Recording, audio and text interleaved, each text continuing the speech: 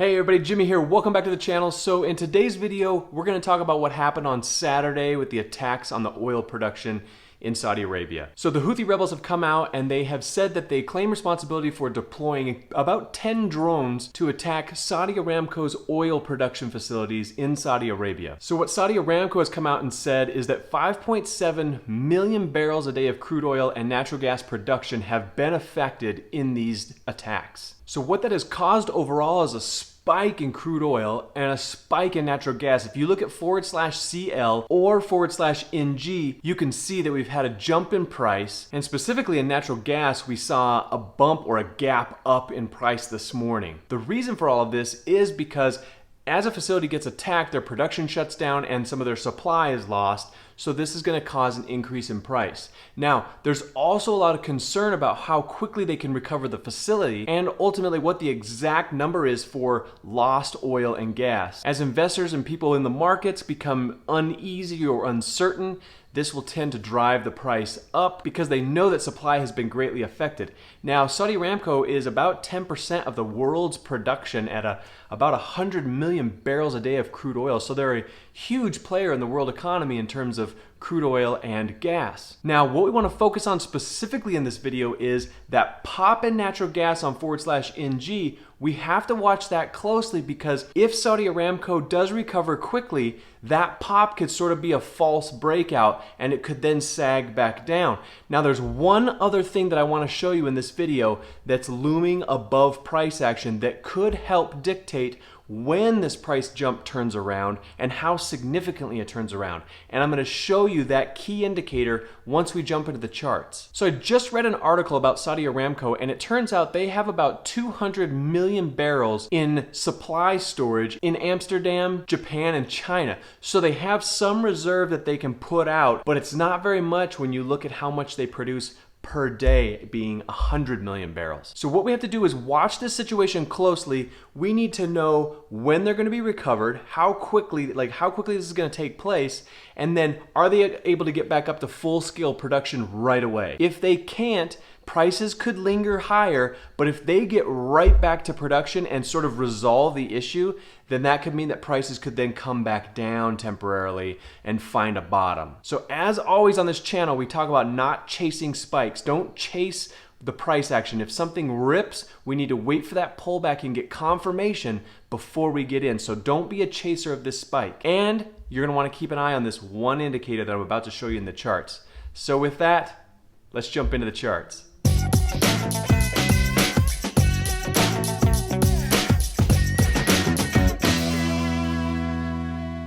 Okay, everybody, I've got /NG, the natural gas futures market, up on the daily chart, and we're just taking a peek at all this craziness that's gone on with the oil attacks. And you can see we had our big spike before, we were getting our pullback, and then we started getting some big bars coming in. We had the oil attacks in Saudi Arabia, got the big gap up, and now here we are today. So before we jump into anything else, I just want to peek at the weekly chart. Yeah, look at that over, geez. So we had been trending down on the weekly chart, and then we got back to it and popped and ripped above. So we are way out of that channel, sort of destroying these old patterns here. And now we're looking for the dip with the turn back to the upside going into the colder winter weather. So let's flip back to the daily chart. And what I want to talk about, I mentioned that there was one thing I wanted to show you guys indicator-wise as to what I think could possibly stop natural gas or cause it a hiccup. And that thing is, once again, we've talked about it before, this line right here. This is the 200 simple moving average. We talk about it all the time. I'm going to link in the description an article from Investopedia that talks about it. It's super helpful. Traders all over the world are watching it. It plays a huge role in day-to-day price action. And anytime you're watching a stock that approaches the 200 simple moving average, typically you get a little hang up there. So something to keep an eye on. We know it's looming above. We know it's tilting down, which a lot of times can indicate that a stock is downtrending. The futures price action is below the 200 simple moving average, so it technically is still part of that downtrending, I guess, thought process until it proves otherwise, until it breaks above it. But right now we got that big gap up because of the attacks on Saudi Arabia and their oil production. It did affect both crude and natural gas. So we have to be aware of that. And if there's an attack and we get some limited supply, it's going to push prices up. But we got to watch, because if they recover quickly, this could come back down. Now, if they do, in fact, have that quick recovery in combination with, and I'm going to draw a bubble on it like I like to do so we have a good idea right here. If we get that recovery from the oil production facility really quickly and we bump into this 200 simple moving average, we could see a nice pushback. We could see a rejection off that line to continue into our downtrend that we were talking about last week. If you weren't watching last week's videos, I can link them around, but take a look at them. But a quick synopsis is we were waiting for a little bit of a pullback to go long as we get into colder months. And ideally, we were thinking that if the colder weather comes in, by the time we kind of work our way down here and touch the 50 simple moving average, it might be perfect timing. Get the colder weather, get the touch on the 50 SMA, and then we can maybe go higher for a while for a swing trade. So you can see that 50 simple moving average, it's snaking along through here. It's starting to turn to the upside. The 20 simple moving average crossed over the 50 simple moving average, just reflecting that we've had prices on the north side of these lines. And now we get this gap up, and everybody's saying, what do we do with it? Is it going to gap fill below? Is it going to continue and break out to the upside?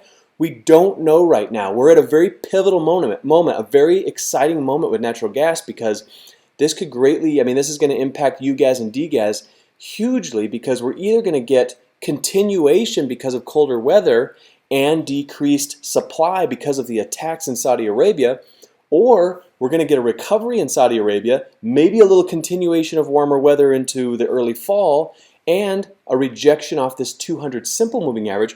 So we might see a push back down. We might get our pullback. So now we're kind of watching this whole scenario here. I really want to see what happens when price action interacts with the 200 simple moving average. So we'll start there. We'll see what happens today.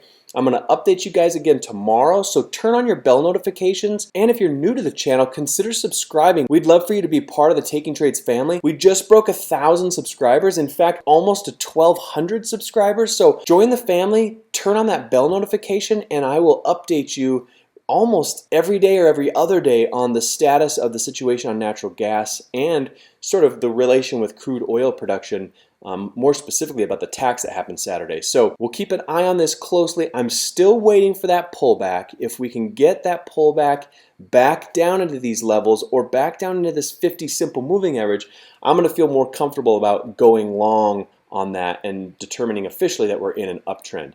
I want to see that happen in combination with colder weather, so we got to watch the weather as well. So we got a lot of dynamics, a lot of things playing a role here. We'll keep an eye on each one of them, and each day we'll kind of update on the status of natural gas. So hit that like button if you like the video. If you're new, subscribe. Oh, and down here on the lower right hand corner of your screen, check out my new watermark. Hover that thing. It brings up a link so that you can subscribe. Subscribe from there if you like. But I appreciate the support. We're above 1,000. We're on to 2,000. That's our next stop. Thank you for all the kind comments, and we'll see you tomorrow.